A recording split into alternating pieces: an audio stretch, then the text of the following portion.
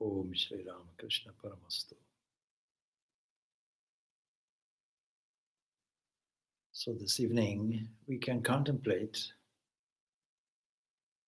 the theme of perseverance that was put out in thought and prayer today. But first let's put ourselves in the presence of the source of life, source of light, source of love. These evening reflections are not exactly meditation. They provide some kind of theme, if you want, for a meditation practice to occur once this broadcast is finished. Once more, we send loving thoughts and compassion to those in all parts of the world who are suffering loss, or to those who are currently in critical condition in hospital, and to the staff in health organizations throughout the world who are doing their best. We send a loving current of thought to all these. In any times, trying or not, we require the quality of forbearance. There's a saying, what cannot be cured has to be endured. And so there are people who are suffering in other ways. I just spoke to somebody now on the phone who is in trouble with their back. They can't get their back corrected, and normally they would, because the COVID-19 situation doesn't allow them access to the care that they need. So in many indirect ways, people feel they're in trouble. And then, of course, there are those who are taking their leaving certificate examinations, now postponed to July. And they also will be suffering anxiety. So our love and compassion go out to all of these people. Today there was a video that was shown, and remarkably, it was not just showing perseverance, but it was also against the backdrop of pure white snow. There are three things that are necessary in spiritual life, and Swami Vivekananda has laid these out as three principles beginning with the letter P. We require patience, we require perseverance, and we require purity. Of course, of all of these, purity of mind. Purity of mind, once we make our intention clear, and once we have the skill technique of using every means possible at our disposal, japa, meditation, changing our outlook on life, dedicating all our actions to the Supreme, being conscious and mindful of our activities, making everything stress-free,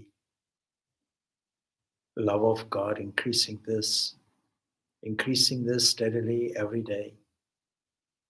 The more we increase our love of God, the more we displace anxiety, doubt, and fear. And so with all of these tools at our disposal, not only this, but the tools that we have, the Vedanta. If it was only devotion and love that had to be taught, these can be taught in multiple places everywhere. But it is not just singing, it is not just ritualistic action, it is not just prayer. These things are extremely important. But there has to be a principle behind it, and this is why we teach Vedanta. And Vedanta, in practice and in action, is seeing the self, or what religion calls God, in every being. Seeing all the self in all beings and all beings in the self is a very fundamental approach that gives a practical dimension to Vedanta philosophy. Here we teach the principles, and we also teach ways of bringing out various philosophical tools to help us in a crisis. And so the philosophy is also very important. And so, against this backdrop of a mountain being climbed with white snow symbolizing purity, we find tremendous persistence. Even if you fall and slide, you get up, you try again, you try again. Why do you try again? Not just because you have the energy to do so, but because there's an urge to get to the top. And what is the top? In the case of the video that you saw, the mother bear was waiting. In the same way, God or perfection is waiting for us. We have to have our eye on that. And then it doesn't matter how much we climb up and how much we slip down. Progress is never linear. It is always a series of ups and downs. Let's accept it. And therefore, we have to have patience. We can't look out in the window and say, is God coming today? Has God arrived? No, God is here and now. God is here, God is now, God is love, is a famous quotation that I give frequently. It's not mine, it belongs to that great savant Joel Goldsmith. In his definition of what is meditation, meditation is a song of gratitude, he says, that God is here, God is now, God is love. This is very profound.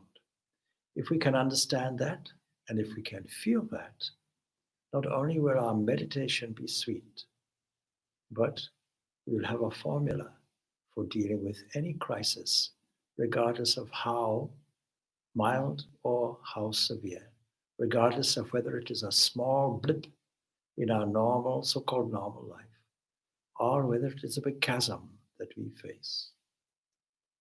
Let us engage in qualities, inherent qualities of strength and courage, of purity, of patience, and of fortitude, and also this great, great perseverance. Perseverance, purity, patience. Let us make these three words the watchwords of our spiritual life. Let us now continue our meditation beyond this broadcast. Om Shanti, Shanti, Shanti. Peace, peace, peace be unto all. Love and blessings to you and to all everywhere.